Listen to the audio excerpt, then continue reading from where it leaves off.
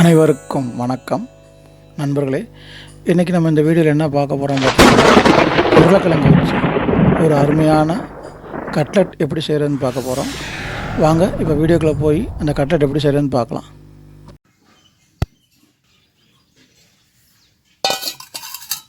முதல்ல ஒரு பாத்திரத்தில் உருளைக்கிழங்கெல்லாம் போட்டு தண்ணி ஊற்றி நல்லா சுத்தமாக கழுவி எடுத்துக்குவோம்.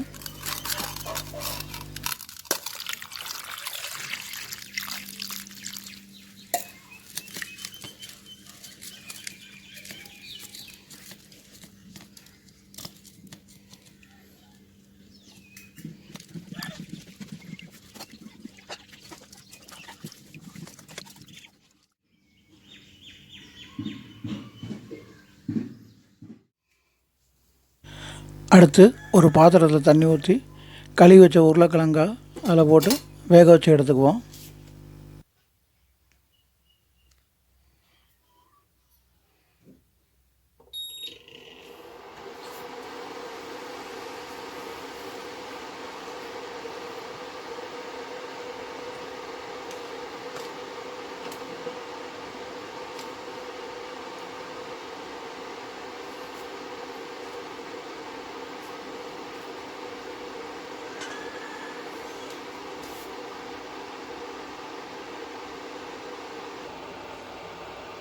இப்போது கழுவுன உருளைக்கிழங்கெல்லாம் தண்ணிக்குள்ளே போட்டாச்சு.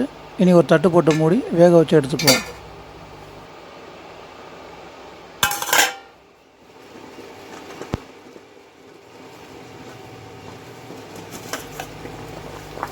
இப்போது ஒரு 20 நிமிஷமாக உருளைக்கிழங்கு வெந்துக்கிட்டு இருக்கு. உருளைக்கிழங்கு வெந்துருச்சான்னு ஒரு கரண்டியில் எடுத்து செக் பண்ணி பார்த்துடலாம்.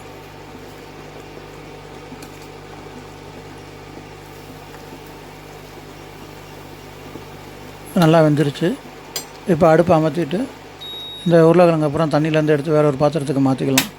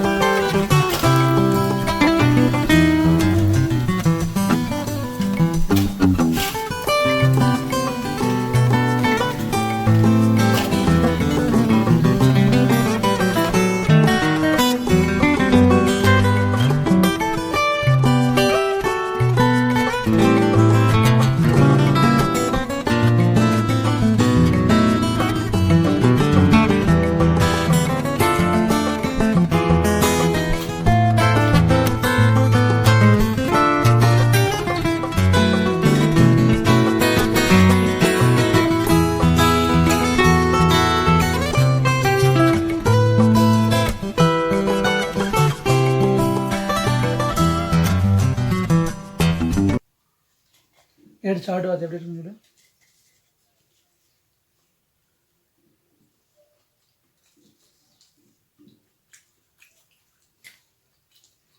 சூப்பராக இருக்கும்.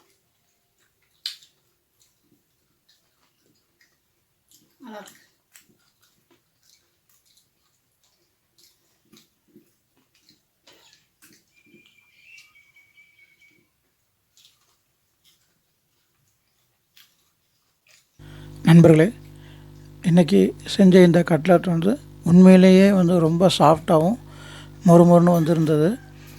ஆக்சுவலாக வந்து எனக்கு வந்து இன்றைக்கி ப்ரெட் க்ரம்ஸ் கிடைக்காதனால ரவையில் தான் வந்து மேலே அதை கோட் பண்ணி இன்றைக்கி செஞ்சுருந்தோம். உண்மையிலேயே வந்து சூப்பராகவே இருக்குது. இந்த வீடியோ வந்து உங்களுக்கு பிடிச்சிருக்குன்னு நம்புகிறேன். இது வரைக்கும் நம்ம சேனலை சப்ஸ்கிரைப் பண்ணாதவங்க, இல்லை இப்போ தான் ஃபஸ்ட் டைமாக நம்ம சேனலில் வந்து வீடியோஸ் பார்க்குறீங்க அப்படின்னா நம்முடைய சேனலை சப்ஸ்கிரைப் பண்ணிக்கோங்க. பக்கத்தில் இருக்க பெல் ஐக்கானை அமைக்கி இப்போ ஆல்ன்ற ஆப்ஷனை வந்து நீங்கள் செலக்ட் பண்ணி வச்சுக்கிட்டிங்கன்னா தான் தொடர்ச்சியாக நம்ம போடக்கூடிய வீடியோக்களுடைய நோட்டிஃபிகேஷன் உங்களுக்கு வந்து ரெகுலராக கிடைக்கும். தொடர்ந்து எங்களுக்கு ஆதரவு தாங்க. மீண்டும் உங்களை இன்னொரு நல்ல வீடியோவில் சந்திக்கிறேன். அதுவரை நன்றி, வணக்கம்.